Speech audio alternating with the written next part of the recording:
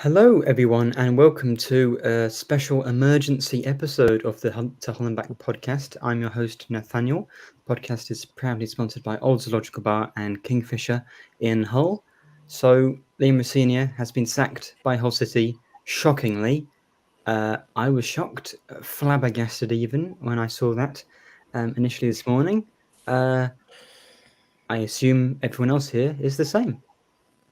Yeah, I it's didn't believe it shocking. when I first seen it. Yeah, I saw the talk spot, Alex Cook, and I thought, surely this can't be real. And then obviously it all filters through that he's been sacked, and yeah, I think we're all in disbelief, to be honest. So. Yeah. Well, that just about covers that. Thank you to everyone, and, listening in, and we'll get a new manager. We'll see what happens. But no, I mean, obviously, we'll probably analyze the season a little bit more later on, and maybe in another episode. But we just missed out on the playoffs. 3 points off. I think at the start of the season, most of us predicted 10th, 11th. I think Ant, you were even saying before this episode started, Adjan would have been happy with 10th place at the start of the season. So. Something's clearly happened. I feel like maybe there's more to it than just results. But I mean, I think we'll just go around, give our general thoughts on whether this is a good or a bad decision. I'm sure we're all going to say bad. Will, you've got the vodka tonight. I'll go to you first. Yeah, it's an absolutely fantastically shite decision. I just don't understand. I don't actually know what to say, to be honest. It just feels like it makes no sense. Even if you are someone who's maybe not fully on board with Rosenior's style of play, it feels like something that just rings. The way that it's gone about, it just feels wrong. Something feels wrong. Yeah, well, I'll obviously say my bit. I think it's just a weird one because obviously, like you've said, at the start of the season, we was happy with top 10, top 11, like Adrian said as well. And then you get to January, we invest. Perhaps people's expectation went up a bit of us getting playoffs, but in my opinion, we was never ready to get promoted to the Premier League anyway. So I'm not sure what difference it makes us finishing 6th and 7th. Like obviously the lottery of the playoffs, Adrian wants to be in the Premier League, but I don't think we're ready anyway. And the fact of 3 points off such far margins, it makes it a ludicrous decision that we sacked him. But I guess we have to see what happens next. But it's just it's quite shocking. But yeah, obviously we'll go on to what happens next anyway. But yeah, And equally shocked. Yeah, I mean, realistically, no manager's perfect. I think the way you've got to look at it is it's easy to forget that this was Liam Rosenior's first full season as a manager. And I think if you're going to hire, obviously I said this in our chat earlier, if you're going to hire a new inexperienced manager, you have to accept that there's going to be a learning process that comes with that. There's going to be mistakes. We've come on podcasts. Everyone will have seen on Twitter. There's been times we've questioned decisions he's made, team selection, substitutions, signings. That's going to happen with any manager. No manager you bring in now is going to be, every fan's cup of tea. The style of players. If you hire someone now who does route one, the people who enjoy watching passing football aren't going to be happy. You can't please everybody, but you've got to find a manager that has a sort of connection to the club, understands what it means, and Rosenior did have that. Obviously, his connection to the club and what he did for us as a player, and how he spoke and how he's respected in the game, how we were able to lure these really good, decent young players on loan from Premier League clubs because they trusted him and his coaching style. To me, if you're going to bring in that kind of player, you've got to give him the time to get there. I understand from both sides. I can understand why some people won't mind. I can understand why some people are absolutely gutted. But realistically, I'd probably give him to at least December. I think he deserved that. Yes, we fell short. Yes, we brought in some absolutely phenomenal players. But at the end of the day, we did also lose Philogene for a significant portion of the season. We lost Delap for a significant portion of the season. We lost Aaron Connolly for a significant portion of the season. It's all well and good bringing in these. Yeah, It's all well and good to bring in these fantastic players, but if you don't have a natural striker leading the line, you're always going to struggle. The only team that seems to be able to run and operate successfully without a natural striker sometimes is Man City, and that's because they're the best team on the planet. We're not. So we've got to have an element of I don't know. We don't know how Adrian's looked at it. To me, there was circumstances as to why we didn't finish in the top 6. But like we say, like we'll probably get into, that there'll be reasons behind potentially why he might have gone. Because but it's such like blurred lines. Because obviously he said the similar when Shota got sacked at the style of play don't align what he wants, but what does he actually want then? Because some of the football I've seen this season has been fantastic, but then at home sometimes I guess we're quite slow with possession, like building up from the back, and our home form's been atrocious. So is that been the point of discussion? Because Adrian obviously said he wanted to see entertaining football at the MPM. Is that obviously I still think he deserved, like Anderson said, he deserved more time. I think you've seen the progression we made, like low mid table, his first like his full season in charge, first 6 months at the club, away from relegation danger, and then second season 7th, a couple of points off playoffs, and then third season, if you get playoffs automatics, then you can't really argue with the job he's done. But obviously, if he fell short of that, then sacking him would probably be the right decision. But yeah, I think obviously initially I thought, well, I still feel that probably way too early to sack him, and obviously it's a shocking decision. But I mean, if we brought in someone else that's an improvement, then I guess, yeah. Nice comment there. I mean, I'm just going to read through some of the comments because we've had a lot. I mean, probably second to the time when I needed lots of comments to do a transfer sort of discussion. Lots of interesting comments here. James, shocking decision. Ollie says that Maggie could be being a little bit impatient. People pointing out it's the 3 wins and 13. Poor point of the season to lose that form. Equally, I look at that and yes, but it's also 3 wins and 7, and we had a bit of a better run. Also, again, as I said in the previous thing, if you swap the home and away form and change them round, you won't be having this conversation. Yeah, it's the same exact results, but flip it, the locations or wherever it's happened, because home fans, most fans see the games at home, and I think away form, you would say, well, you can understand why you lose those ones.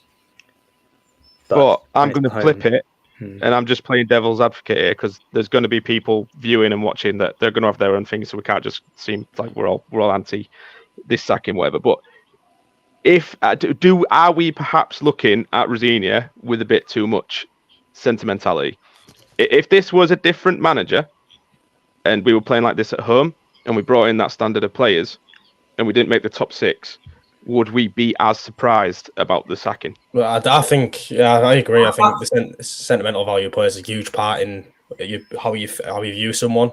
Obviously, Rosenior, a great player for us, and come back, Nanas from Hull. I think you take that into consideration when you're looking at how you feel that he's being sacked. But that's just football. I think I've seen people point out if it was McCann or Avaladze, would people be as annoyed?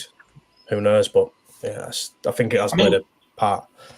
I think when you put it on, basically, you look at it, he came in, saved us from relegation, got us mid-table, and his full season in charge, he got us from that mid-table position to the edge of the playoffs. Regardless of who the person is, that's a good bit of progress and a good job, regardless of the sentimentality. Obviously, there is sentimentality, which helps him when he initially came in. And obviously will always mean that the fans will always have off his back, but he's still done a decent job with what he's had. And he's still made progress. And they're going about this vision and long-term idea, but Rossini's only halfway through a plan. He hasn't been able to finish it because he's been sacked before. I think he deserved another window to bring in. He deserved at least this summer if he was really considering it. Yeah, I think it's just like obviously Adrian's really opened himself up for scrutiny. I think he's opened himself up for a lot of scrutiny now from fans. Obviously, thousands of fans were unhappy that this has happened, and I think now he's put himself under immense pressure to get this next decision right. Because if it's players out similar to Sunderland and Birmingham, as we've seen, fans got on the back straight away, and that can have a massive impact. But I think, obviously, as bad as it is, I think if you're going to sack a manager, this is probably the best time to do it. So the new manager has the full summer to bring in the players they want and get a style of play going. I don't know how long it's going to take for him to hire a new manager, or if he's got a plan in place, or if he's got someone lined up already. But seriously, hope he does. Because obviously you can't just sack someone and not have someone in mind. I mean, I know I've seen that Dom Howson say about Danny Rowe. I'm not sure what people would think about him, but yeah. Well, Tam said on his Sports Talk special the other night, if you listen to that, that there was clear plans depending on where we finished or what we did. So there was a plan for if we went up, obviously, a plan for if we finished in the playoffs, but then didn't go up, and a plan for if we didn't finish in the top 6. And to me, it looks like now that if we didn't finish in the top 6, the plan was that unfortunately we'd be going with somebody else. I mean, it's. They've moved the goalpost, club, haven't they, since January? They've moved the goalpost. Yeah. I think it's one of them where they've the only thing I can think of, and it seems very bizarre and very harsh, but Rosenior must have agreed to it. I mean, in December when they gave him his new contract, because this is the main talking point, I think, is the fact that why would you give a manager a 3-year contract in December and then sack him months later? It doesn't really make sense.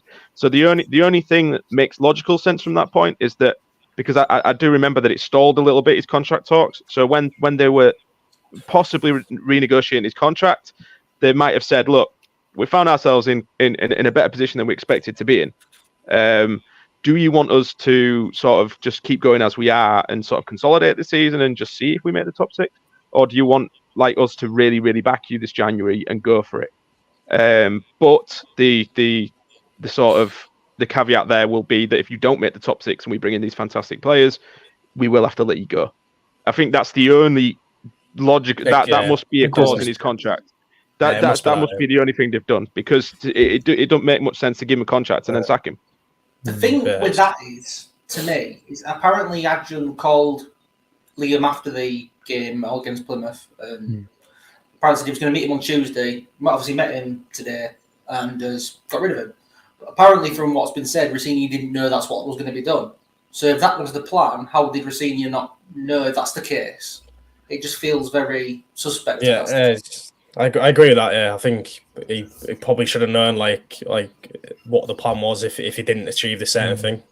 But I guess we will never know like what the ins and outs was of what happened. But yeah. I mean, to go back to what you said, Tom, with sort of looking at Rosenior with a sentimental sort of perspective, I would say on that, just to go back to that, I would agree if he was a more experienced manager, but because I think this is his first year, his first people give him more slack. I think most people give him slack. I think. Yeah, I think.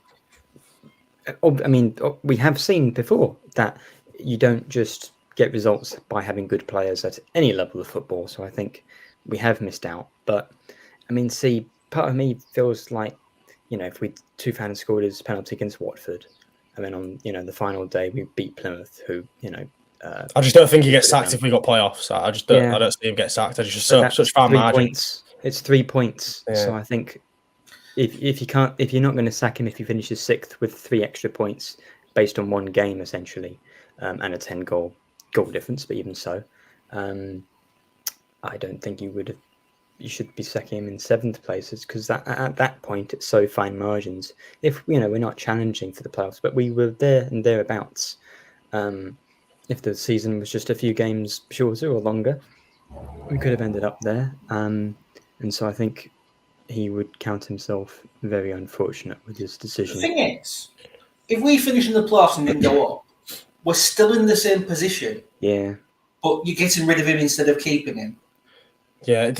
Let's be honest, right? What I've said as well is like we was never going to challenge even automatic promotion with the likes of not this season, no chance. Leeds, Southampton, Leicester coming down.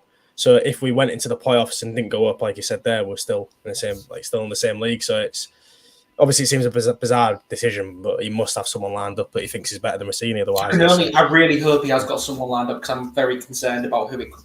It depends who it is as well. Yeah, Ryan Giles, as long as it's not like some the Preston Bruce tweet.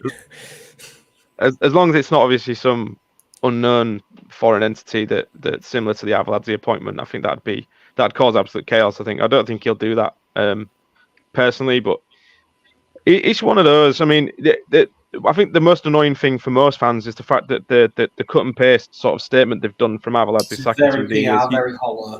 He deserved better than that. I think he deserved an honest. The club keeps saying about being transparent and being open to the fans, and Tan I think actually said in his interview on Humberside that he wants us to be the most sort of communicative club to the fans in the world or something like that. Well, then tell us what this vision is. Yeah. Come out. Adrian needs to come out and he needs to completely clarify his stance on why Rosenior's gone.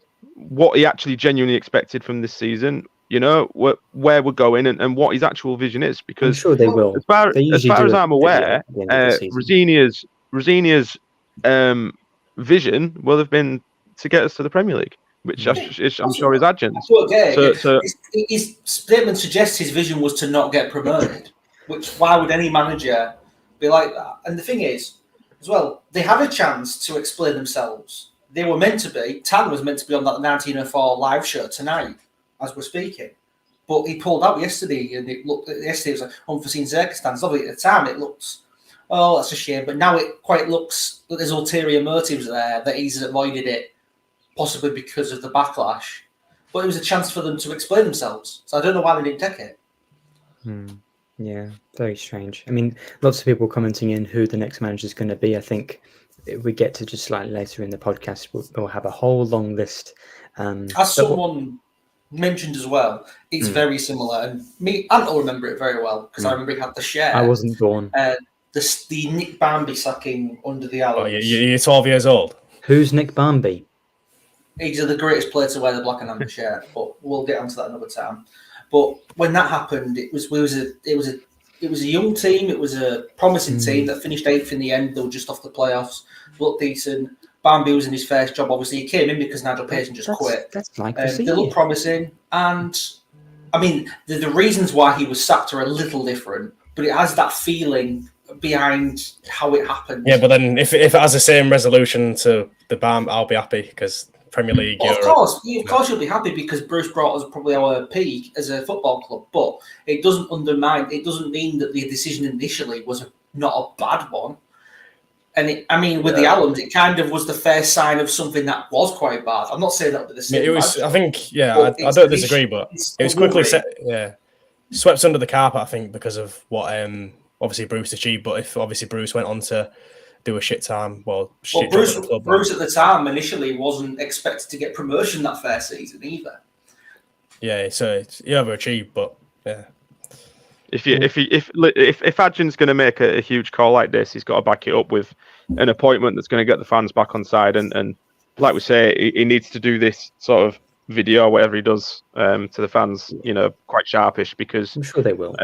Judging by the majority of the reaction online, people are quite mystified. Even neutral clubs. What do you reckon? Like he was thinking there, because surely he knows that obviously most fans have a good rapport with Rosenior. So like, did you reckon that's gone through his head when he's made the decision? Do you think he anticipated this backlash from what he's doing? Like, no idea how that man's mind works. Yeah, I don't know. Crazy. It's a mad scenario that I think came. I mean, Baz was saying on his video earlier that he presumes that this has been something that's been in the pipeline for quite a while. So it seems a lot of the sources weren't expecting it as well, which is interesting. Yeah, I mean, surely if Adjun's been contemplating not having Rosenior here for a while, then he wouldn't have backed him as he did in January. No, I don't know how long ago that means, because we were like after we beat Southampton, and probably 2 or 3 games after that, we were in a great position, and it wouldn't have been January. So I think to me that sounds like nonsense. Unless Rosenior thinks 3 points after beating Southampton, and roughly then when we have a position to go 5th playing West Brom around then or earlier when we just sign lots of new players, time to get rid of them, then that's crazy. But I think, as you said, it just depends on who the replacement is. Because if we get someone who's clearly an improvement, then maybe it'll be justifiable. The difference when obviously Rosenior came in is like, we didn't really have high expectations of, like, obviously he was coming in when was fighting relegation. Then obviously got us lower mid-table. Then obviously this season we was also expecting top 10. And then some people, when we brought in the good players in January, was expecting playoffs, and obviously didn't get there. But then that only sort of elevates the expectations of the next manager. So like from the off, this new manager coming in will be expected to probably get playoffs, automatic promotion, and that pressure will either weigh heavy on the manager, or unless it's someone that's been there before, it'll work maybe in his favour. But it depends on who you bring. So I think in that regard, you've got to bring someone in that has done it before, and it's low risk, because if you don't, then you're sort of setting yourself up there to get a lot of backlash, I think. It's worth remembering as well. It wasn't even Rosenior wasn't even first choice. Pedro Martins was, and he came. Is there a worry that that Adrian, as despite all the good that he's done, could have us Watfordish? It is a worry. It is very much a worry. I mean, when they first went to Watford, remains to be seen. The thing is, when they first went to Watford, them owners, I think there was like highly regarded. I'm pretty sure, like among fans, and then obviously like, well, just sack a manager every. To be fair, it was also a case of the Allams admitted themselves that they when football men, but those first couple of seasons when they saved us, they were all right. It was after those couple of seasons, ironically, when Barney got sacked, was probably the first moment where it felt a bit wrong. And we all know how it went after that. Also, yeah, thanks to what JR Happy retirement. Happy retirement, Johnny. Yeah, good player. Cracking player. Quite right, Luco. If you'll humour me for a moment, I'm going to provide a different sort of. It's not a conspiracy theory; it's just a theory. Okay. But, Ryan Longman. No. Hey, a new manager might give him a chance. Well, I think the perspective I have on a lot of players, whether they were going to be here or next year, has now flipped for a lot of them, considering we could have a new manager. Especially for Cynic, depending on the nationality of the new manager, I would say on that one. But speaking about the nationality and that sort of thing, especially when Adrian first came in, I was thinking we were going to do a Wolves with their Portuguese players, just do a whole city with the Turkish players. One perspective that my colleague Hayden has, I'll credit him, is that it could be complete nonsense, and I think it is looking into the PR statement about the sort of vision of the club not matching up with Rosenior, which is that, of course, I mean, I'm not sure what his name is again, but it's the McVitie's guy, right, who's Turkish and is backing Adrian, and part of the reason we signed more players in January, perhaps, or better caliber, would be that Murat especially... Ulker, I think he's called. What was that, Ant? Murat Ulker, I believe he's called. That sounds good. Especially with how well Amur did, and with Carvalho going, you're going to have Tufan and Amur, probably two of the first names on the team sheet, and their chemistry. I think perhaps it would go against the way we've been dealing with a lot of the loan players as well, but maybe Adrian said, well, we've had a year, and maybe he is ever so slightly more impatient than we thought. Maybe we're going to go down the signing more Turkish players route, because Amur has sort of proved that is still possible to achieve and succeed with. So maybe, Hayden showed me a photo of Adrian and the current Cardiff City manager, which wouldn't be an improvement, but I think maybe is it the idea that he wants a Turkish manager or a manager in Turkey that he knows, and then bring in more Turkish players. And that might not happen, but that's just another perspective on why perhaps he sacked him. Less because of the results, but more they want to attract a different type of player, potentially. Someone asked me this on TikTok earlier, and I don't think Cardiff's manager is actually out of contract in summer. Oh, but exactly. I don't think he plays the style that Adrian wants us to play anyway. He's very Rosenior-esque. He's quite slow and more methodical. I think what Adrian is wanting is an Ipswich kind of style of play. Lots of goals, lots of entertainment. Because realistically, Adrian's all about bringing fans into the stadium. He wants the stadium to be his Coliseum. That is the place where everyone's going. I mean, they want to be there consistently in their droves, spending money. Food's brilliant. If the entertainment's there as well, then you're always going to have a packed house. That's Adrian's logic. He wants to bring in a manager that's going to bring us entertainment. So yeah, I think Rosenior probably wanted to play that way, but maybe was a bit hesitant to do so because he's so early in his managerial career. He didn't quite have that sort of bottle to take the shackles off a bit more, to really go for it. And I think towards the end, we actually took the shackles off a bit more, like in terms of when Delap got back. Yeah, when Delap got back, and we had essentially our strongest side, and we sort of saw that.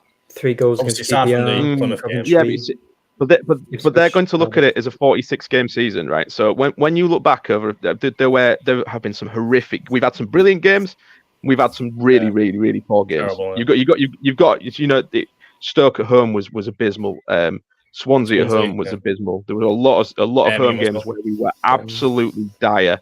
there were a lot of games where we were brilliant. Southampton, Ipswich, Leeds even away where we played really well and lost still, but we played really well.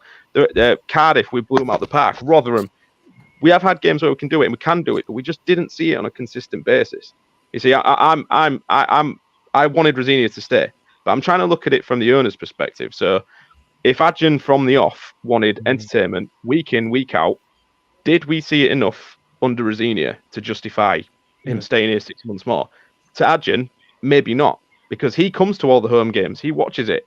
So if he's sat there and he's watching us play like we did against Stoke, like we did against Swansea, he's probably thinking, what on earth? And then, we say, like Will said before the pod started, Ipswich game, absolutely fantastic. We can do it. But why didn't we see it enough? Is that down to him or is it down to the players? Do the players have to take responsibility? Realistically, the customer is going to forward a manager. He's got to find a way to get that. Do you remember the Southampton game, right? And City put out that video of Rosenior's post-match team talk with the players, and he was saying, "Look, this has to be your level now. This is how you can play. This is it now for the rest of the season." Won 3 games, and then we were garbage. Yeah. Like, you know what I mean? Like, so you weren't going to track Ronaldinho, was you? When he was on about bringing Ronaldinho, you're not going to track him there. We're playing that sort of football. Do you know what I mean? Yeah. And I mean, and sometimes at the same time, is he saying stuff like that to keep us on side? Yeah, potentially. Look, until Adjan comes out and tells us the real reason, all we can do is guess. And to me, like, when you look back, there have been some strange decisions as well. I mean, some of the team selections have been quite bizarre. Sometimes substitutions have been really poor. And I think the one thing that probably grated a lot of fans as well was the signing of Zarori. Like, when we brought him in, obviously experienced Championship player, we expected good things. Then they brought him in, shoehorned him into the left, which took our best player out of his best position and put him on the right-hand side, and he was nowhere near as effective. And then Zarori wasn't being good enough to justify doing that, yet stuck with it. So do you know what I mean? So sometimes you have got to look back and go, maybe sometimes he let himself down, but to me, it still wasn't enough to justify being sacked this way. I think he did deserve, obviously, and if by December we're still seeing the same mistakes time and time again, and and it's looking like we're going to have a similar season to this one where we're quite there but just not enough, then maybe. But I just think now with the timing, obviously he wants his new manager to have a full preseason and signings like Tom said, but I just think it's, I know the Plymouth game was bad, it was, but this was quite harsh. Is my initial reaction anyway. Yeah, I'd absolutely agree. Yeah, I think he's from what I'm seeing as well. I think Adjan's maybe underestimating how hard it is actually to get out of the Championship as well. Like, you've got this season's probably been the hardest league it's been in decade. Well, I don't know how long, to be fair, maybe like a decade. But so I think it was always going to be a challenge, and that one, our aim wasn't even to get playoffs anyway. So the fact we've got 7th, I mean, obviously people looking at January thinking it's underachievement, but it'll be easier next year, I think, with Leeds potentially. And then, the top 3 teams were so beyond everyone else. It'll be tougher, and even Southampton. Whereas, I think Luton potentially. Well, Luton, of course, well-run club. I think. I mean, you'd rather have Luton, Burnley, Sheffield United than Leicester. Sheffield United are going to get relegated. They're just that bad. And then Nottingham Forest aren't going to exist if they get relegated, I think. So, well, I mean, it's going to be challenging because I think they're going to be so. Their wage budget. So potentially, yeah. Danny raises a good point about some of the selections as well. Like in terms of like starting, like Anne said it before, like a lot of square pegs in round holes. That's his good saying. Like playing like Slater at right back and stuff like that. It's like Reggie Slater's done okay at right back. Maybe not as good as Coyle, but I think he's done okay there. I think as well, like Rosenior didn't really encourage his fullbacks to get forward as well. I love to see like a style where the fullbacks attack and get high up the pitch, but obviously Rosenior likes them to revert. So, do we want to go through some names and see whether they're realistic or we'd be happy with them as a new manager? Might as well. I mean, this is what we're here for. So, I believe we have a video. Oh yes, let's do that. From our little friend who's no longer with us. He's dead. Oh no! Rest in peace, Joe. Old Grandpa Joe. I mean, why are we surprised? He's old.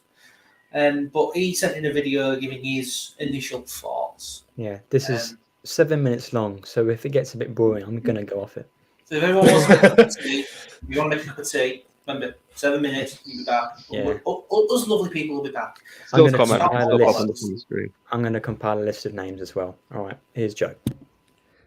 Right, to Hull and Back viewers and listeners, Joe here. Apologies I can't be on tonight. With hindsight, I picked the wrong night to be busy, didn't I? I had the choice of Tuesday, Wednesday or Thursday. I should have picked one of the other two. But I'm going to put my full thoughts into a proper video where I've actually structured what I'm going to say. But what you're getting now is the time is 3:30. And I saw it about an hour ago in the middle of a geography lesson. And to put it this way, not a lot of geography work got done after that. My head is fried. Oh my God. Words don't work at the moment. This, to me, I'm going to try and string coherent sentences together here. This, to me, now looks like an incredibly, incredibly stupid call. When you consider that Adrian has set out a timeline publicly that Rosenior's first half season was consolidation, stay in the league. We did that. Fine. Then it was top half minimum, which we did this season. And then 24-25 was meant to be playoffs. That was when we'd do it. We were almost a year ahead of schedule. And I don't understand the rationale behind sacking the manager who's got us our highest league finish since we dropped out the Premier League in 2017. Has an obvious connection with the fans, the club and the city. It just strikes me as totally irrational, and it's obviously the first major cock-up, as I'm sat here right now recording this, that Adrian and Tan have made. Things, the media world is mental, and things might have come out in the aftermath. This might all be nonsense, but I think the level we're at now is unlike a level we had where rumours were flying about a year ago. It's so incredibly strange. Rosenior had us build it. He had us building a style of play. Players loved him. Fans loved him. He clearly had a good relationship with Adrian and Tan. And they have a lot of questions to answer. We might be sat here in a week's time if Will Still's the successor, because I think he's the most obvious one. Leaving Ream, ambitious championship club. That's where he wants to be. If we're gonna be in for now, we're in a situation where Adrian and Tan have a lot of questions to answer. And I think a lot of people at the club will want answers as to what's happened as well, because it's quite clearly still an upper boardroom decision at the moment. And I was thinking about this earlier today, and this is an interesting point to consider. We are going to lose roughly 20 players. That was off the top of my head this morning. I'm looking at the list. Now, I'll do this in front of me. Ingram's going to go. Giles might go. Greaves might go. Doherty's probably going to go. Ohio's going to go. That's 5. Traore is out of contract. He'll go 6. Cynic 7. Sharp 8. Morton 9. Longman 10. Oscar 11. Delap 12. Fleming 13. Lakilo 14. Philogene 15. Coville 16, Christie 17, Robson 18, Ollie Green's probably going to go, unfortunately, that's 19. Sandat might go, that's 20. Connolly, 21. Carvalho, 22. Zaruri, 23. Bora, 24. And then there's all the sort of other academy players out of contract. That's a turnover of pretty much the entire squad. That leaves Coyle, Jones, McLaughlin, Tufan. I missed Morton out as well in that, didn't I? So that's going to leave Coyle, Jones, McLaughlin, Tufan, Allsop, Simons as 6, Seri 7, Furlong 8, Smith 9, Slater 10, Matty Jacob 11, Panda 12, Owen Foster 13, Sellers Fleming 14, Rocco Coyle 15, Stan Ashby 16. Plus then if you consider we've got Harvey Cartwright and Ryan Woods coming back from London, that's going to leave us with so few players. And when you've got a big rebuild like that, surely the guy you want leading it is the guy who got the players that are staying playing and playing well. Alfie Jones, baller. Seri, pure class. And I do wonder the effect that the Panda decision might have had on it, although I think it's pretty minor, but it's an interesting point.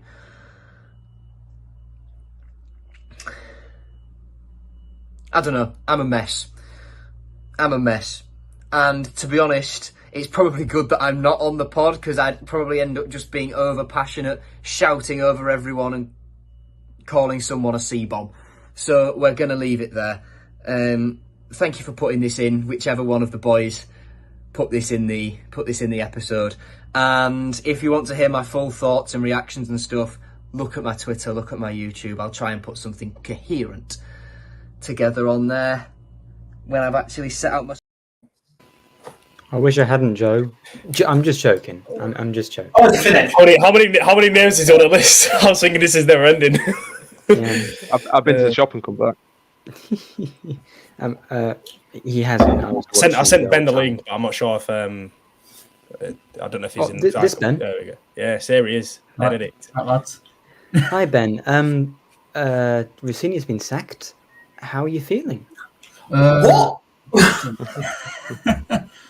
Probably had just about enough time to make sense of it all, because I mean, to be honest, when it initially, I saw the TalkSport link from Alex Crook, and it got sent into our work group chat. So I'm covering City for Football League World, and I thought it's some sort of parody. You know, you get these accounts branded around, thinking that can like mimic a journalist or something. And I thought it was a joke, and then it's obviously not. And I'm still in a bit of disbelief, to be honest. But it's just, at the end of the day, if we're getting improvement on him, then I'm not going to complain. There's been a few times where I've been guilty of it. I've probably been a bit irritated by his style of playing, been a bit questionable. I remember after the Stoke game, someone asked about Rosenior. I was sort of on the fence, but I think overall, when you take the season as a whole, it is extremely harsh in my view. With it being like, obviously, as you say, it's our best finish in 7 years. So yeah, I'm just still in a bit of a state of bemusement about it all, to be honest. Out of all the reasons that have been sort of put forward from Adjun's perspective of why he might have sacked Rosenior, which one do you think is the most believable for you? I don't know, because as Ant said earlier, it just seems a copy and paste of Shutter. So so something has to have obviously gone on in the background, because I don't for 1 minute see why you would do it this quickly at the end of the season. I know the clubs often change their managers in the off season to then make the change, and it beds the new manager in with the players ahead of pre-season. But to do it so quickly after the final game, I just can't get my head around it whatsoever. Yeah. Crazy. Mm-hmm. I'll let someone else jump in. Yeah. Cheers, lads. Is someone else jumping in? Oh, I meant ask Ben a question. He's gone. Oh, poor Benedict. Oh, poor Ben, man. Poor Ben. He can come back if he wants. Uh, No, it's nice to talk. If there's anybody watching, by the way, that actually wants to come on and give their view, if whichever view we don't mind, just I message don't know. There me. might be better. I might give you a link. I might not kick him off. I'll give you a link if you want to come on. He did leave. We didn't kick him off. Yeah, he did leave. Well, whilst we're still not got anyone, I do have a bit of a list of names, and I think we should. I don't want to rattle them off. I'm quite surprised you haven't brought out like some form of the Combined lineup. What's called combined 11, but with managers or something. The one I want to mention real quick because people have questioned it. Sorry. Yes. Yeah, sure. Pedro Martins. Yes. I noticed That's an interesting one. JR mentioned it. I don't think I want someone here who fobbed us off in the first place. Yep. The context is that he was the first choice before, and he was actually at the Stoke game. Wigan 2-1. So like Pelkas was like only goal pretty much. Header Cass. Yeah, I think that was the game he came to. I think it was that game, but then he fobbed us off and went somewhere else. But Yeah, go on with the list. I'm assuming it'll be in there. Like Pedro Martins is on there. Yeah, I agree. That's moved on. We've moved on from that, and he will have to. Okay, I mean, John Adams. Steve Cooper for me. Cooper. Yeah, let's go. Steve Cooper. He is on the list. I think with the odds promoted out of the Championship before available. Yeah, Steve. I would be happy with Steve Cooper. Yeah, I wouldn't hate it. Yeah, Steve Cooper would be my first choice, but I mean, I'm seeing Graham Potter on there, but that is just very unrealistic, I think. So yeah, the thing with Graham Potter is he essentially plays the same sort of style that Rosenior is emulating and trying to do. So why would he sack Rosenior to bring in someone who does almost the same thing? Yeah, exactly. But I mean, Graham Potter's also a better manager. He can probably get a better manager. Get a better job, to be honest. Graham Potter. He's not coming to. I think, like I said before, if you need someone that's proved, if Adrian is really wanting to get to the Premier League, like instantly wanting success straight away, you need to bring a manager that like been there and done it. You can't really afford to take a risk on a young manager. Bring in Moise. Yes, the way that Adrian wants, is he? Let's be honest. That's the real reason West Ham fans wanted him gone, was because he was boring. Mm-hmm. Well, West Ham fans have been mental in the way they've reacted to listen, European trophy. They're an example of where they're actually wanting to favour a style of play over like genuine success based on like Moyes has done brilliant for West Ham. That from an outside perspective, that is bizarre, but their fans want attractive football. So if that's what Moyes doesn't do, then yeah. Who's next on your list? I'm crossing these off. Crazy. Okay. Funny one. Also, just an excuse to talk about another club for a moment. 16-1 for the odds is Grant McCann. How is he 16-1? He's a former manager. That's purely it. Yeah. Crossing him off. Bookies odds react to people placing bets. So yes, a lot of the time. Right now, if loads of people started lumping on Grant McCann, his odds would shorten. That's how it works. Yeah. But I just find it interesting. Why not? Obviously not, but whatever. Now, a few people have been commenting, and Sam Overton says it'll be Emre or please. No, thank you. Emre Belözoğlu. Now, I do not want Emre Belözoğlu at all at our club. He's a horrible human being. I don't want him anywhere near our club. All right, two things. The first thing, Will. Put it this way straight away. If you go on his Wikipedia page, there's a controversies tab for a start. That's always a good sign. And then there's a lot of racism in there. Yeah. I mean, not really a fan even of so, that. I was thinking... His CV in Turkey, it's all right. It's not too bad, to be fair.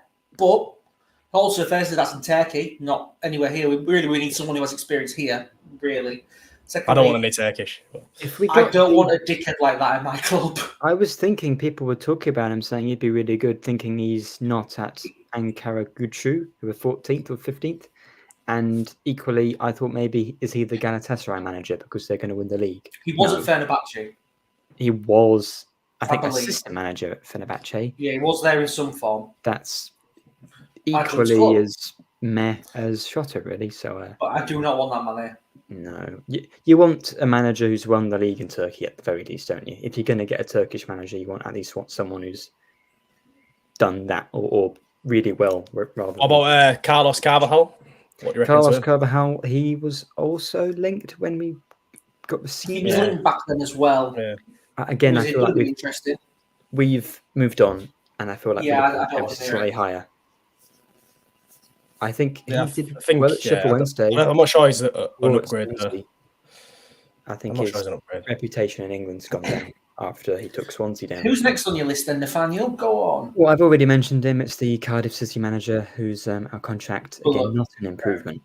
Not an improvement. That's No Errol. thanks. Klopp. Why not? Yep. We'd get. I'm sure he'll be Carvajal. happy to make that downgrade. Is there actually odds on Jurgen Klopp, or is that just? There probably No, will there are be. not It'll be odds. something stupid, but there'll be odds. There are no odds on Klopp. Good. Will Still. We have mentioned. I think Will Still. It's an The guy interesting linked one. with every championship job ever. That is an interesting one. I think he 'Cause- has done a good job. But in terms of young English managers who are inexperienced, why get Rossini out for? Why do it? Why you swap Another one one. for another? Yeah. Yeah. So I think that would maybe be a good appointment, but I would- Will Yeah, Still's but got it's just- a pointless one. He's got more experience than Rosenior. Obviously, he had that very well documented long unbeaten run when he actually didn't even have any coaching badges, which was the same tweet just over and over again. To me, They it were getting just fined seems X amount of money for whatever. fluke. But the thing is with Will Still is he's one of the most in-demand managers in Europe at the minute, like, but not the top teams, like in terms of like second tier sides and things. So I feel like there's a lot of teams that are maybe like, I don't know, maybe need to see a bit more from him. But he did say that he was going. He really wants to join a really ambitious championship club, and we kind of fit that bill. But he has been linked with Sunderland for a long time, so.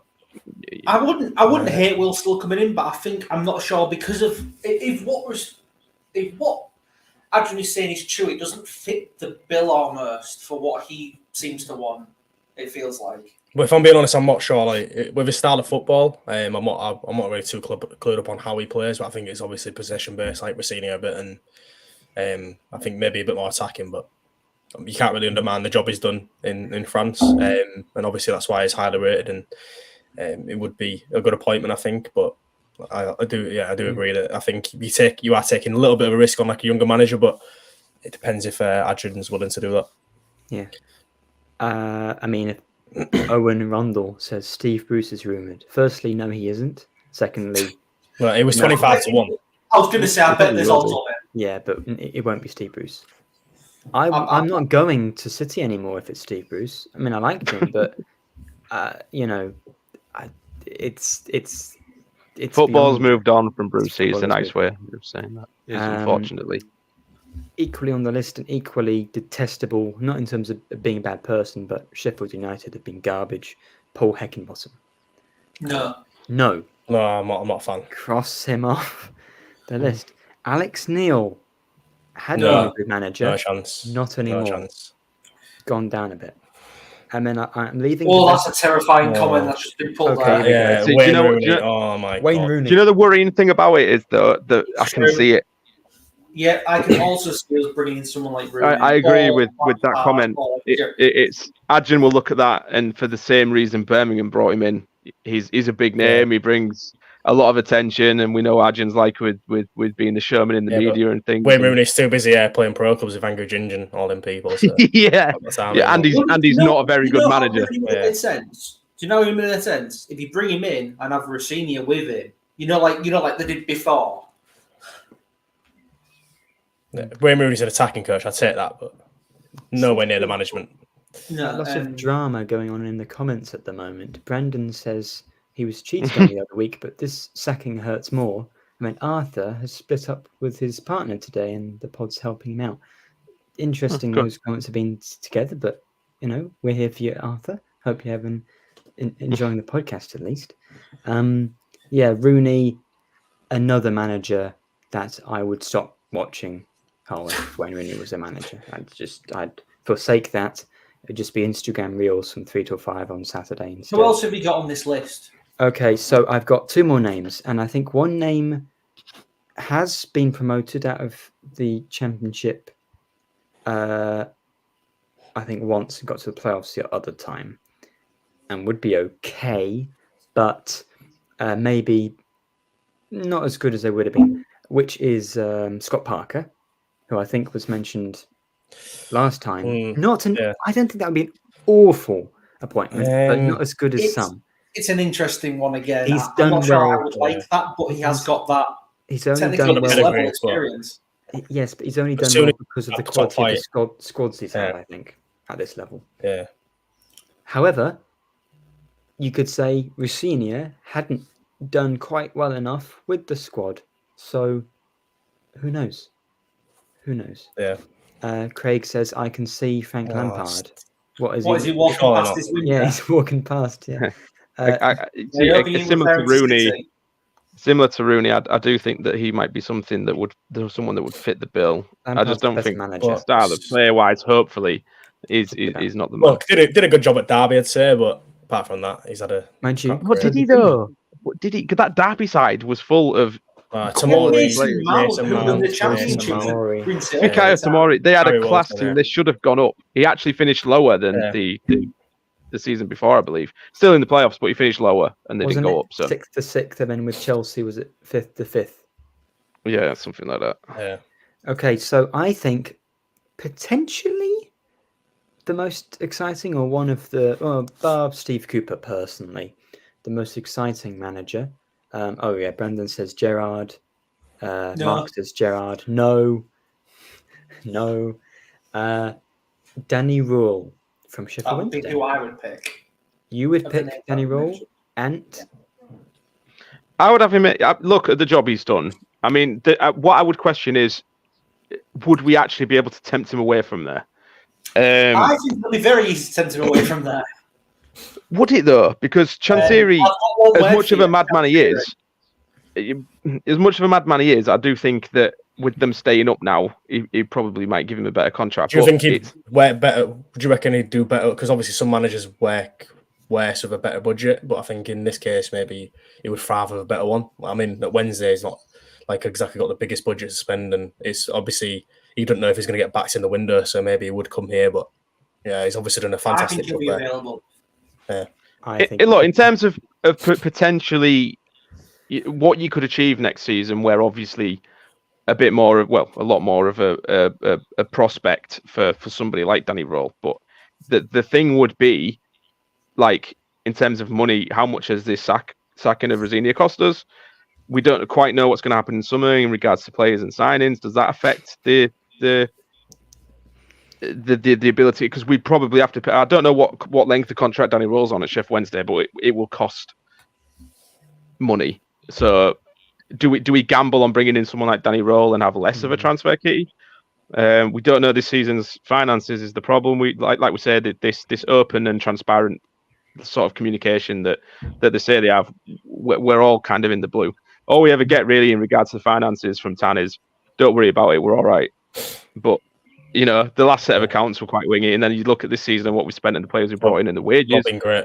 Yeah, we're losing money, aren't we? Like, yeah, I mean, like Tan said, it is impossible in today's sort of football nowadays. You cannot be competitive without spending money and making losses. That's fine. Do you think that's why, like, we've taken the gamble, sacking Rosenior, thinking that we've given him like all these players in January, he's not done the job? Do you reckon they're just pulling the trigger, just expecting instant success next season? I mean, I think Rosenior probably would have got us playoffs this season, but it's obviously all dependent on, you know, obviously we know there's the drawbacks as well, but it depends on who comes in, I guess. We've got Ben Drews is going to come on and give his thoughts as well. I'll just one last name before Ben Drews starts speaking. Neil Warnock. No. 100%. One last job. Come on, Colin. Now then, Ben Drews, how are we doing? Can't believe I've just come on to that comment. To be fair, lads. we won't begrudge you of leaving, mate. Don't worry. Good. I have a dream, and his name's Will Still. I know. I think you've obviously already mentioned him earlier on your list, but the job that he did with Balogun, not this season before. Florian Balogun, the striker. Could that be replicated with a certain Mr. Delap potentially, if there is a permanent transfer? Oscar Estepinian. Oscar, exactly. Yeah, Oscar. yeah. Go on. I think the football manager player in me obviously wants to go still as well. Just a little bit more in there, but I just think someone that's is being kind of headlined as someone that can adapt.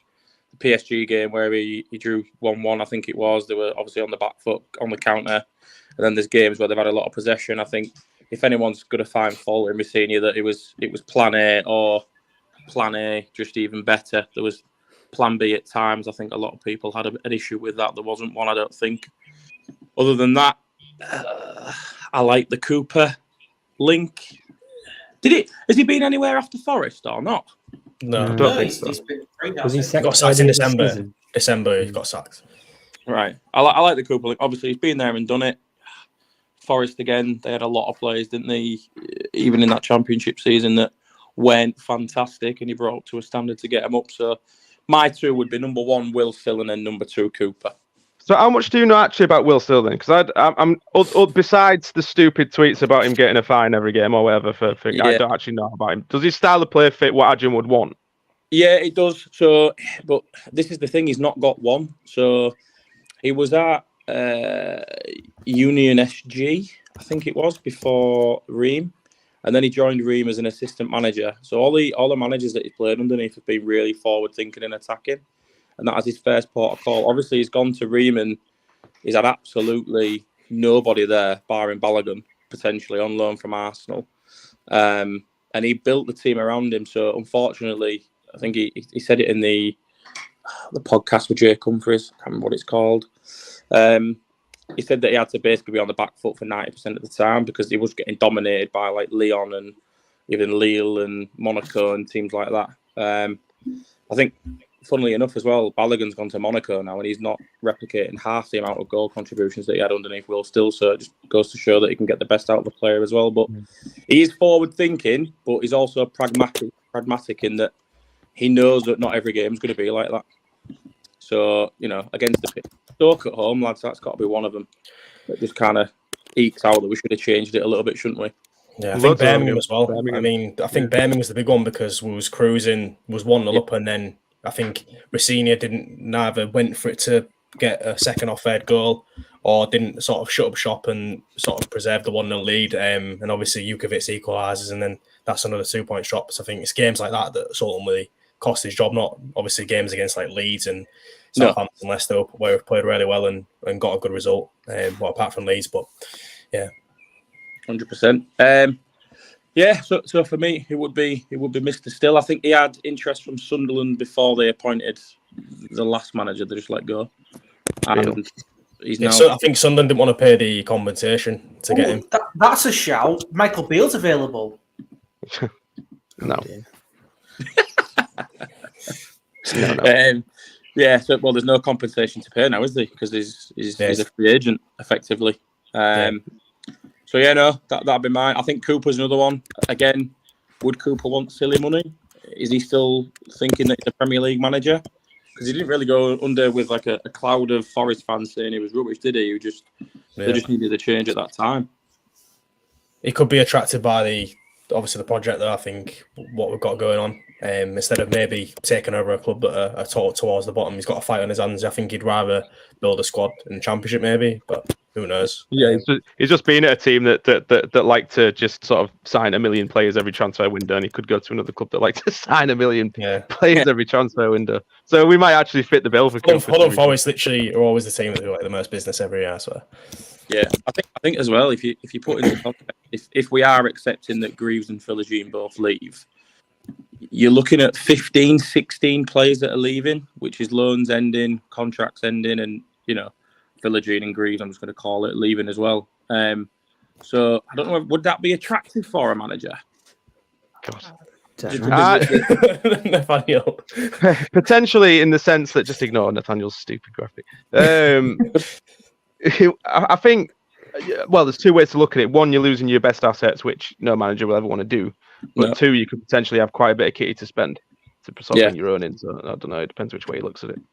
Exactly. I'm just thinking as well, if you sometimes it takes managers 2, 3, 4 transfer windows to get their team in inverted commas, like their chosen people in certain positions. But our manager can do it in like the first transfer window, because we are going to need 15 players. There's no way around that at all. Yeah, it's going to be a big overhaul. There's a lot of players we need to get rid of on a permanent basis as well in there. Definitely. But as it stands, they're the only players we've got. Might end up having to sign another squad of players. Wait, Cooper's not on that list, is he? I'm sorry. Straight away. Why are you playing Bruce in goal? He's a centre back. Correct. Why is Cooper not in there, man? Because I forgot. Oh, that's shocking. Even when you do it this way, you're still fucking up. Yeah. Is Potter an actual? Is he on Sky Bet? Is Graham Potter? We're 10-1 when last checked. Yeah. I mean, personally, I can't see it. He'll drop down to the Championship. Yeah, I mean, this guy's in. There's a lot of people that want him for the England job. I mean, I wouldn't say no. Gareth Southgate. No, thanks. Oh God. 0-0 our way to the playoffs. 0-0 our way to the playoffs. Imagine what he'd do to Philogene. Like, oh my God. He'd bring in Henderson. Wing back. Left wing back, yeah. Come on. He'd bring in Jordan Henderson for certain. Yeah, I was just about to put that Stormtrooper aiming comment on. Yeah. Steve Bruce is actually a really good goal scoring centre back as well, isn't he? He's got like 100 goals in his career, I swear down. I think he's got like 20 in one season or something. Crazy. I swear he's got like 100 goals.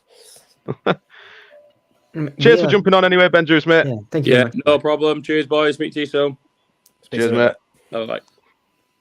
Yeah, we are on 907.8 listeners now. I mean, I was Do you scared. reckon that's more than the whole? Do you reckon that's more than the whole Live one? Do you reckon?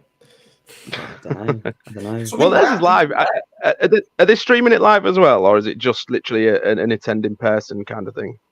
No idea. Can we get to 1,000?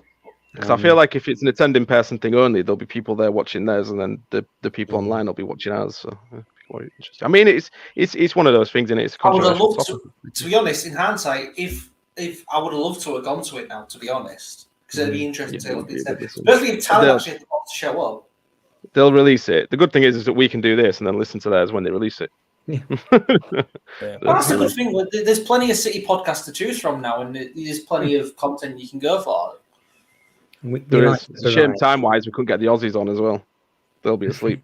They'll be doing an episode tomorrow, I believe. I spoke to Alex actually earlier. They're doing an episode tomorrow as we're live. Harry says it's a disgrace for Imagine. Yeah, I mean... Kirst said something earlier on the comments. I wonder what the players think about this, and that is a good point, because we haven't really mentioned that particularly. Or certain players like Morton, Delap, etc., or maybe Philogene Greaves. I feel like they're the main concern I have is obviously Rosenior going. That's a shame, but it's the reputation we've built up with signing these young English players on loan that Rosenior's sort of main element of, and that maybe that reputation with Premier League clubs is going to be damaged. That is my main concern. So I agree that the players probably aren't chuffed. Yeah, I had heard the same about what Stormtrooper Graham, but that I don't think he knew. He didn't know, which is concerning if that's the case. And if true, the reason sort of trumps was it no one has. And if that's true, that kind of trumps the theory that he agreed to top six or you're gone. That's it. It feels like you can't trust anything coming out of the club at the moment. But then, for the time if he's said like a top six you're gone, surely wouldn't he be going hella bent like with some of his selections and like substitutions if that was the case, or like wouldn't the players? It would have an impact on the players as well. I think. I'm not sure, but it's hard to say. Well, I think we will. We may never find out. We might find out in the next few weeks. Obviously, we've got an entire summer now to find out what happened. But who knows? Hopefully, it's just not. It's typical because I was looking forward to a relatively peaceful summer on the Hull City front. Never is. Looking forward to the summer. Looking forward to the summer.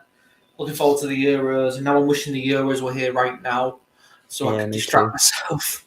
We're about to hit 1,000 live listeners. I'm going to get a photo of the moment. There we are. We're at 1,000. Right, you can all go. It's great for the audio content. Well, the fact that you're looking forward to watching Gareth Southgate Gareth Southgate, that's bad. Yeah. is Whoa. Who says I'm telling looking of forward to your. England? I'm looking forward to watching Scotland. Come on, Scotland. Yeah. iHasTV says he's devastated. Yeah. It seems believable. I won't lie. It's an understandable reaction. Yeah. For There should audio be- listeners, he said he got sacked from his job for putting my fist through the work computer. Shouldn't be looking at non-work stuff on your work computer. iHasTV. Come on. Knack. Shut up, big brother. So I've got my Grass. I've got my hoodie with my company logo on over there. Should go put that on. You're not promoting your job on the podcast. Oh, surely not, man. Yeah, Come on, I'd that's get shameful. all the merch. Well, if you want to, you can always read the Homeless Gazette, where I write a match report of the whole city every week, and obviously this week it's full of me crying over Liam going. Everyone is going for Omorim. What? The one that was linked to Liverpool. Sporting Lisbon manager, he's been linked with a lot of big clubs. I don't see that one coming in the City. I mean, he might take the place, which is fair enough. Yeah, Hassan Hootel, we've not mentioned, was in some of the books. He was on the list, but I don't see that either. Do you know what? I think he's one of those where I think we could get him. But would you like it? Do you think the style of football aligns to what? No. I think he played some decent stuff under Southampton. Yeah. I don't know. No, they did. They played some decent. They just weren't very good defensively, but going forward, they were very good. I think Yeah, I they have did this have a thing couple of about 9-0s in there. because he kept them up well, for many years, and the Southampton board sacked him because they were doing badly one season. But he proved time and time again that no matter how bad they got with the 9-0s, 2 9-0s, he kept them up. So I feel like over the course of 7 I need years, to have a look at this. 5, 6, People keep 7 years, mentioning one Danny relegation. Rolls in. Yeah, it just sounds like one of them ways like leaving or something, like saying his goodbye sort of thing. But I don't know. Danny Roll. But look at it this way, I think, as well, with Rosenior, he's not going to struggle getting another job. That man is going to have an easy time getting another job. Plenty of teams looking for him to bring him in. Let's be I honest. just hope we don't finish below whoever he goes to if it is another championship club. We do. That will be hopefully a wake-up call to Adrian if that was to happen. I hope they finish first and we finish second, and we can both be Going delighted. back to the Bambi one, Nigel Pearson left us for Leicester. That season, we finished one place above Leicester with Bambi in charge. Danny Roll's Insta story just is a picture of his final 6 form. I don't get it. Unless he's deleted it. That's all it is. No, the actual post on his. It's the actual post. Not his story. It's just his post. Yeah. Come on, Ant, you know the difference between a post and a story. You're not that old. Yeah, but I got told that it was his story, not a post, so I went to his story. I'll let you off then. Just his post. Yeah. So people told me incorrect, actually. Any viewers, I'm so sorry. Oh, wow. Yeah, no, that's a big one. Okay. We're still rising. 10, An eventful year, 2020. 2020. Why? I don't know. Are these just bots? Is it Elon Musk's followers? But yeah, Rosenior's going to have no problem getting a job. But someone's mentioned Sunderland has been mentioned. I noticed in the comments. It would. Do you know? It would be so devastating if he got a job in the Championship and took him up, and we were just stuck here. It'd be so devastating. I just said that, Tom. Yeah. But because he's clearly gonna. I think, regardless of it being here, he's gonna do good things in his career. I think we might have the first. We've been here 70 minutes. We might have the first person saying Rosenior should have been sacked. I mean, you know, everyone's got their. There'll be a few people in the comments. I think we did have a good squad, and we finished 7th. Home form. I don't think that post sounds like a goodbye. He says, "Let's have a successful 2024 together." It sounds like he wants to stay to me. Interesting. So that was all for nothing then. Oh, fantastic! Yeah. I just had to read a massive paragraph to find out that it was wrong. Leeds fan here. Just hope it's Jesse Marsh for you. Well, that's nice. No, yeah, Jesse Marsh can go swimming. I mean, if they don't go up, Daniel Farker might be. Someone said Bielsa. Someone said Bielsa. No, thank you. If they don't go up, Farker might be available. I know. Actually, you know what? That's an idea. I've got an idea. I know someone who's going to be out of a job pretty soon. Ten Hag. No. No, I wouldn't Well, even even take we him, could beat Okay, then Coventry. Tuchel. Even Rosenior could beat Coventry. So I don't think. Tommy I mean, Tuchel. Get him in. Ten Hag's getting mentioned with a buy-in job, so obviously we've got a chance. We wouldn't want him though, right? He's not done that badly, has he? And this is I something think City United should players. go all out for Xabi Alonso. Yeah. Imagine what he'd do to Louis Coyle. Send him to It'd be front. it'd be genuinely like we had Cafu at his prime. The current trend seems to be picking up like sort of coaches or assistant managers of bigger clubs. And they tend to go and do okay. I mean, Danny Rowe, look at his CV. Danny Rowe was Hansi Flick's number 2, wasn't he? And then obviously you've got Carrick doing well at Borough. A lot of Liverpool fans want him to actually take over. Yeah. Just get Rosenior's assistant. Well, he's left. Left. Oh well, yeah, but Andy Dawson again. Give it Andy Dawson to end the season. Give it Moise. But to be fair, so we keep mentioning about the home form. Obviously, there was another comment there. But our home form actually has been quite poor for ages. Stretching back to McCann. Stretching back to the League One season where we won every home game 1-0. And it was we had to dig in every single time. Oh, mate, Championship. Some of those home games were shocking. And we have been poor for quite a while. Finish. Yeah, I would agree. I would agree with that.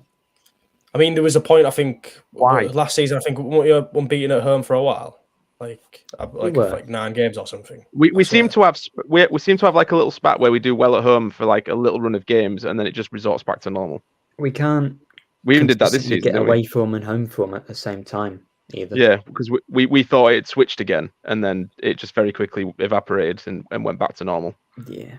We just can't seem to be consistently good at home. I think that's a problem that we probably need to try and address, no matter who the manager is. Why are we so poor at home? Yeah, I'm not sure whether it's like the pressure or whatever, but I think it's just in terms of how teams sit up against us. I think more so like the more teams sit back, don't they, and we struggle to break it down. Speaking of something we've not been good at for a while, Neil's bad from corners. I think we only scored 2 or 3 from corners. But that's another thing. Set pieces we've also been poor at since the League One season. True. As soon as we got promoted to the Championship, our home form and set pieces just evaporated. It just stopped. Helpful. Didn't we score like 10 in League One? I swear, 10 from set. Yeah, Callum Elder got like team of the season because the amount of him and Honeyman got 7 assists. Yeah. 7 assists he got, I think. Yeah. Leif Davis. How did we get on this from Rosenior being sacked? Because it's a contributing factor to why people think Rosenior might have gone the home form. But then I just said that the home form wasn't just a Rosenior problem; it stretched from beyond that. Yeah. Why? Yeah. Josh says, I reckon we'll get Steve Cooper. Wouldn't mind that. He seems to be the one that everyone's. I mean, to be fair, he seems to be the most popular choice. Again, take the sentimentality out of the Rosenior appointment. Do we think Steve Cooper gets top 6 with this team? Oh, yes. I think he does. Probably. Yes. But a lot of this team's not going to be here next season. Yeah. True. Yeah, that's true. So are we selling Greaves and or Philogene? Then we'd have a lot of more. I actually think I think they're more likely now without Rosenior. I'm not saying that will happen, but I think more likely. I think Greaves is going to go regardless. Yeah, Greaves is tears at the end of the game. So it looked like goodbye tears to me. Yeah. I see him going to somewhere like Everton or West Ham. Greaves.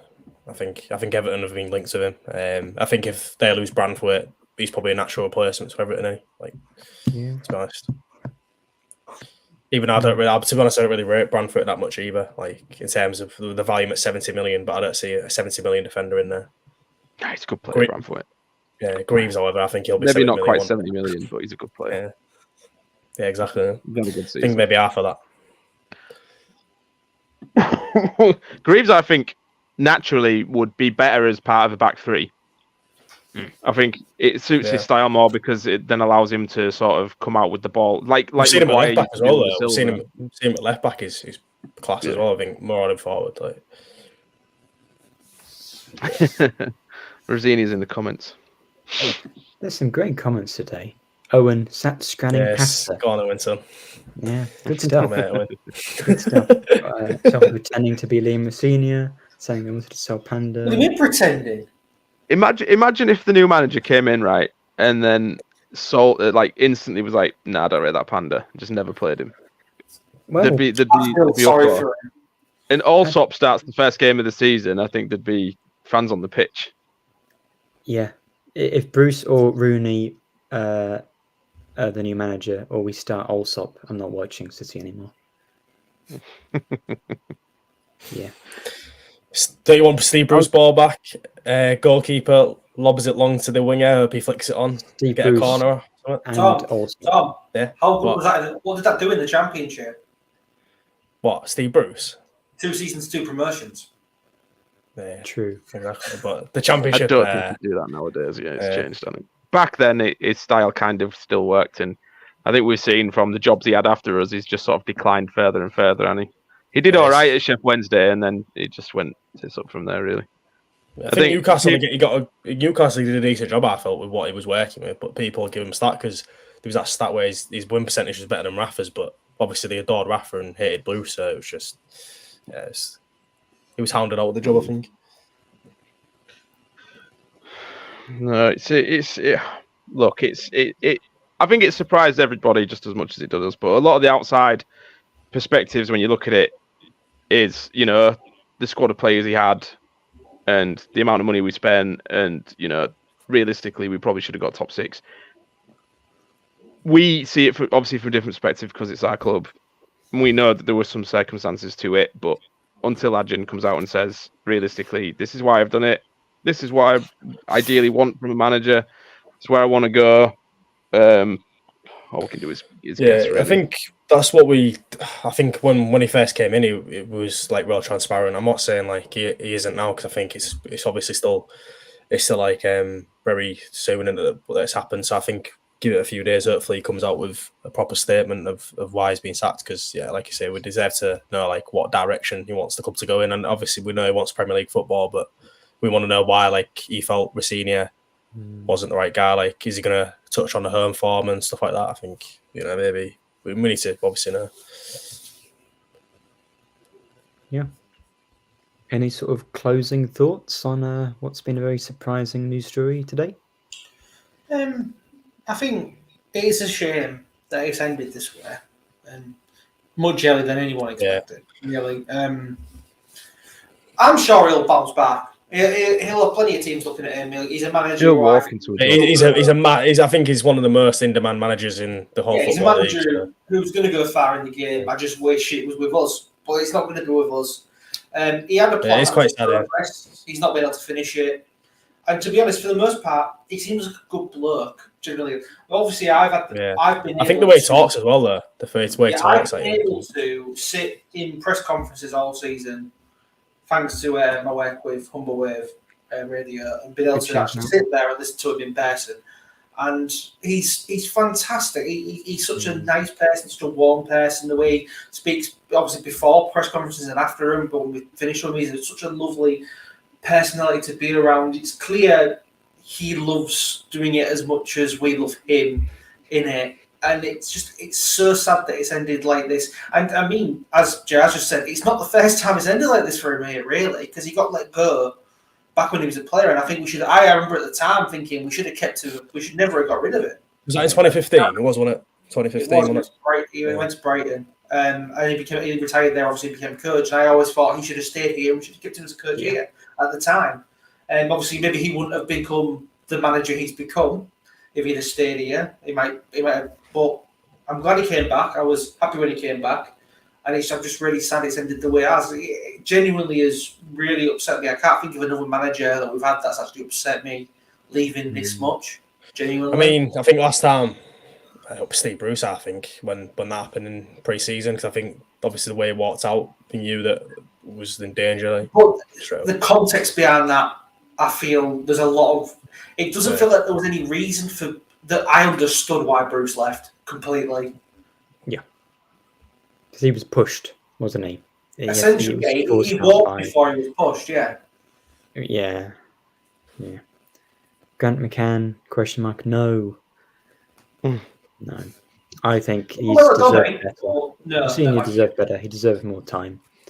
And it will have to be a very good appointment to justify getting rid of a I think manager. that's the done general really well. consensus, isn't it? I think when you sack someone, you've got to bring in someone that's better.